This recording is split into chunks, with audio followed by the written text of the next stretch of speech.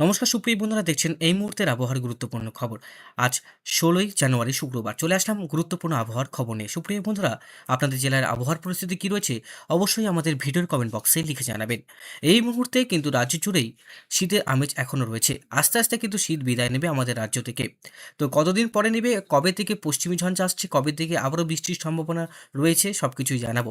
কিছুদিন কিন্তু কুয়াশা থাকবে। কোন কোন দিন থাকবে, কোন কোন জেলায় থাকবে সেটা আপনাদেরকে জানাবো। তো অবশ্যই ধৈর্য সহকারে সম্পূর্ণ দেখুন এবং চ্যানেলটিকে অবশ্যই সাবস্ক্রাইব করে রাখুন। তো সুপ্রিয় বন্ধুরা, শুরু করছি আজকের প্রতিবেদন। তো প্রথমেই আমরা আপনাদেরকে দেখাচ্ছি এক্সট্রিম ফরকাস্ট বলতে, যেখানে ঠান্ডা বায়ু প্রবাহ লক্ষ্য করব। নীল হচ্ছে ঠান্ডা বায়ু প্রবাহ, হলুদ হচ্ছে গরম বায়ু প্রবাহ। ডিপ নীল যেখানে সব থেকে বেশি ঠান্ডা, ডিপ লাল যেখানে আমরা লক্ষ্য করতে পারছি সব থেকে বেশি কিন্তু হলুদ রয়েছে বা লাল রয়েছে। আপনারা দেখতে আমরা যেটা দেখলাম, হলুদ যেটা আছে সেটা কিন্তু লাল, এবং বেশি হলুদ থাকলে সেই জায়গাটা আমরা গরমের সিমটম দেখতে পাই। কিন্তু যেটা আমরা লক্ষ্য করতে পারছি, আরও ঠান্ডার পূর্বাভাস রয়েছে রাজ্য জুড়েই। আস্তে আস্তে কিন্তু ঠান্ডার যে শৈত্যপ্রবাহ সেটা আস্তে আস্তে আমাদের বাংলা থেকে বিদায় নেবে, এবং তারপরে দেখতে পাচ্ছেন হলুদ একটা আবহাওয়া লক্ষ্য করতে পারছেন যে সেটা আমাদের রাজ্যে আসবে। তার মানে ঠান্ডার কিন্তু অটোমেটিকলি আমরা দেখতে পাচ্ছি আস্তে আস্তে কিন্তু বিদায়ের সম্ভাবনা লক্ষ্য করতে পারছি। ফেব্রুয়ারিতে কিন্তু আমরা যেটা বলছিলাম তাপপ্রবাহের সতর্কবার্তা থাকবে। এবার কিন্তু ফেব্রুয়ারিতেই আবহাওয়ার পরিবর্তন, জলবায়ু যে এত বড় পরিবর্তন সেটা কিন্তু লক্ষ্য করা যায়নি। ফেব্রুয়ারি থেকেই কিন্তু গরম পড়া শুরু হয়ে যাবে আমাদের রাজ্য জুড়ে। তো অবশ্যই আমরা সেই দিক থেকে দেখব, ফোকাস রাখবো কোন কোন জায়গায় কী পরিবর্তন থাকছে সেটা আপনাদেরকে জানাবো। এবার কিন্তু তুষারপাত বিভিন্ন জায়গায় হয়েছে, এবং আর মোটামুটি সিকিমের দিকেও তুষারপাত লক্ষ্য করতে পারছি ওয়েস্টার্ন ডিস্টার্বেন্সের প্রভাবে। এরপর কিন্তু শিলাবৃষ্টির প্রভাব পড়বে গোটা ওয়েস্ট বেঙ্গল, বাংলাদেশ সমেত ত্রিপুরাতে। এই কয়েকটি অঞ্চলে কিন্তু ব্যাপকভাবে শিলাবৃষ্টির প্রবণতাটা বাড়বে। এবার কালবৈশাখীর প্রবণতা বাড়বে। বিভিন্ন জায়গায় কিন্তু এবারও এক্সট্রিমভাবে বৃষ্টির সতর্কবার্তা থাকছে। তো প্রথমেই আমরা আপনাদেরকে দেখাবো কোন কোন জায়গায় কুয়াশা পড়তে পারে, সেটা আমরা দৃষ্টিপাত করব যে কোন কোন জায়গায় কেমন থাকছে। চলুন, প্রথমে আমরা দৃষ্টিপাতে আসলাম। সবুজ মানে নর্মাল, কোনো ব্যাপার নয়। সেখানে 12 কিলোমিটার 15 কিলোমিটার যেখানে আপনারা দেখবেন লাল, বা সেটা আমরা ভোরের দিকে দেখতে পাবো বিভিন্ন অঞ্চলে। কালকে আমরা লক্ষ্য করতে পারছি মোটামুটি কালকে উত্তরবঙ্গে কুয়াশা থাকছে, মিনিমাম একটা কুয়াশা থাকছে, এক্সট্রিমভাবে কুয়াশা লক্ষ্য করতে পারছি। হ্যাঁ, ভোর 5টার সময় এক্সট্রিম একটা কুয়াশা লক্ষ্য করতে পারছি কালকে। শনিবার শুক্রবারে আমরা পাচ্ছি, আজকে সকাল থেকে কুয়াশা রয়েছে। শুক্রবার বিভিন্ন জেলায় কিন্তু কুয়াশার সম্ভাবনা থাকবে। এই কুয়াশাটা আস্তে আস্তে বাংলাদেশে প্রবেশ করবে। তাছাড়া উত্তরপ্রদেশ, দিল্লি, লখনৌর দিকে এবং ইউপি, বিহার, ঝাড়খণ্ডের দিকে কুয়াশা থাকবে। শনিবার যেটা আমরা লক্ষ্য করতে পারছি, শনিবারও কিন্তু সেম কন্ডিশন লক্ষ্য করতে পারছি। সবথেকে বেশি থাকবে হচ্ছে গোরখপুর, ফাজিদাবাদ, সুলতানপুর, বেরেলি, সম্বলপুর, নিউ দিল্লি, এই সমস্ত অঞ্চলে ব্যাপকভাবে ঘন কুয়াশার সতর্কবার্তা থাকছে। আর রবিবার যেটা আমরা লক্ষ্য করতে পারছি, রবিবার কিন্তু সেই কুয়াশাটা আরও বাড়বে আমাদের গোটা উত্তরবঙ্গে এবং দক্ষিণবঙ্গে, যেটা ভিজিবিলিটি হয়ে যাবে 0 কিলোমিটার। যেখানে এতটা গভীর কুয়াশা খুব কমই দেখা যায়। রবিবার, শনিবার এই সমস্ত অঞ্চলে কিন্তু ব্যাপক কুয়াশা থাকবে।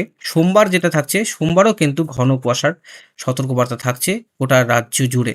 হচ্ছে মোটামুটি এই কুয়াশার প্রভাবটা পড়বে হচ্ছে মালদা, আর হচ্ছে গাজল, রতুয়া, রায়গঞ্জ, মেহেরপুর, কাঠিয়ার থেকে শুরু করে 2 দিনাজপুর, শিলিগুড়ি, জলপাইগুড়ি, কোচবিহার, এই সমস্ত অঞ্চলে কিন্তু কুয়াশা লক্ষ্য করা যাবে।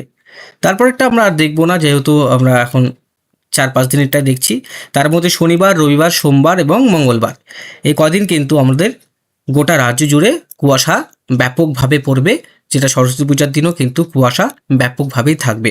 মানে এই মাসটা কিন্তু কুয়াশা আমরা লক্ষ্য করতে পারবো। তাপমাত্রা প্রায় 9 থেকে 10-এর কাছাকাছি থাকবে।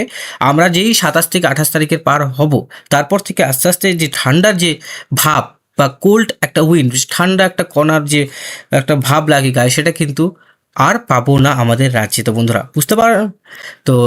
এইবার হচ্ছে মোটামুটি আপনাদেরকে দেখাবো হচ্ছে কোন কোন জেলায় কত তাপমাত্রা থাকবে, সেটা আপনাদেরকে দেখিয়ে দিই। দক্ষিণবঙ্গের ক্ষেত্রে বন্ধুরা আর উত্তরবঙ্গের ক্ষেত্রে সেভাবে কোনো ডিফারেন্স থাকবে না। দক্ষিণবঙ্গের ক্ষেত্রে যেটা আমরা দেখতে পাচ্ছি, এদিকে 10 থেকে 11 ডিগ্রি, এবং উত্তরবঙ্গে সেই 10 থেকে 11 ডিগ্রি থাকবে। আর দিল্লির দিকে প্রায় 9-8-এর কাছাকাছি থাকবে। শুক্রবার, শনিবার ঠান্ডাটা সেমই থাকবে, 10-এর কাছাকাছি থাকবে। কলকাতা তাপমাত্রাও 10 থাকবে। মানে ঠান্ডা এই কদিন কিন্তু জাঁকিয়ে ঠান্ডা পড়ছে। ঠান্ডার বিদায় সেটা পরের ব্যাপার, কিন্তু এই কদিন কিন্তু আমরা ভালোই ঠান্ডা লক্ষ্য করতে পারবো। ত্রিপুরাতে কিন্তু ব্যাপক এখন মোটামুটি গরম লক্ষ্য করতে পারছি। শিলংয়ের দিকেও প্রায় এবার কিন্তু গরম আমরা লক্ষ্য করতে পারছি। গুয়াহাটির দিকেও গরম আমরা লক্ষ্য করতে পারছি। বেশিরভাগ এই ঠান্ডাটা এই জায়গাটাই রয়েছে। সবথেকে বেশি এই জায়গাটা কিন্তু ঠান্ডাটা প্রবেশ করতে পারছে না বেশিরভাগ অঞ্চল। আর আপনাদের জেলায় আবহাওয়ার পরিস্থিতি অবশ্যই আমাদের ভিডিওর কমেন্ট বক্সে লিখে জানাবেন। যারা অবশ্যই আমাদের ভিডিও দেখছেন তাদেরকে অবশ্যই বলবো তারা আপনাদের জেলার নাম বলবেন, আমি অবশ্যই আপনাদেরকে আপডেট দিয়ে দেবো। তো অবশ্যই কিন্তু কমেন্ট বক্সে লিখবেন যে কোন জেলায় আপনি বসবাস করছেন। এদিকে একটা জিনিস আপনারা লক্ষ্য করতে পারছেন, দেখি এই যে অঞ্চলটায় কিন্তু দুবাইতে, আবুধাবি, সৌদি আরবেতে কিন্তু বরফ পড়ছে এবার। এটা কিন্তু খুব একটা হয় না, মাইনাসের কাছাকাছি তাপমাত্রা পৌঁছে যাচ্ছে। মাইনাসের কাছাকাছি একদম টেম্পারেচার আমরা লক্ষ্য করতে পারছি। দেখতে পাচ্ছেন? কাছাকাছি এখানে বরফ পড়ার মতন অবস্থা। এটা সব মরুভূমি অঞ্চল, যেখানে কিনা সর্বোচ্চ তাপমাত্রা 40 আবার সর্বনিম্ন -1ও হয়ে যায়। তো যাই হোক, অনেকটাই ডিফারেন্ট এদিককার আবহাওয়া। আমাদের থেকে অনেকটাই আলাদা। আমাদের ভারতবর্ষে অনেক ভালো ওয়েদার রয়েছে তা অন্যান্য জায়গা থেকে। তো বন্ধুরা, আমরা অনেক কিছু আজকে দেখলাম, শিখলাম। কোনো কিছু ভুল ত্রুটি হলে ক্ষমা করবেন অবশ্যই। কিন্তু ঘূর্ণিঝড়ে কোনো সতর্কবার্তা নাই। ঘূর্ণিঝড় আমাদের রাজ্যে এখনো আসছে না। কিন্তু এদিকে কয়েকটা ক্রান্তীয় ঝড় আমরা লক্ষ্য করতে পারছি। সেটা অস্ট্রেলিয়ার কাছাকাছি ভারতবর্ষের এই অঞ্চলগুলোতে 177 কিলোমিটার ক্রান্তীয় নিম্নচাপ একটা রয়েছে নাইকান বলে, সেটা ফিলিপিন্সের কাছে অবস্থান করছে। এখানে সমস্যা থাকে। এই দেখুন, এখানে একটা ঘূর্ণিঝড়, এখানে একটা ঘূর্ণিঝড় রয়েছে। এটা আমাদের ভারতবর্ষে কোনো এফেক্ট ফেলবে না। শ্রীলঙ্কার কাছাকাছি কোনো কিন্তু নিম্নচাপ এখনো পর্যন্ত নেই। তো আজকের মতন এখানে সমাপ্ত করছি। ধন্যবাদ। ভালো থাকবেন এবং সুস্থ থাকবেন।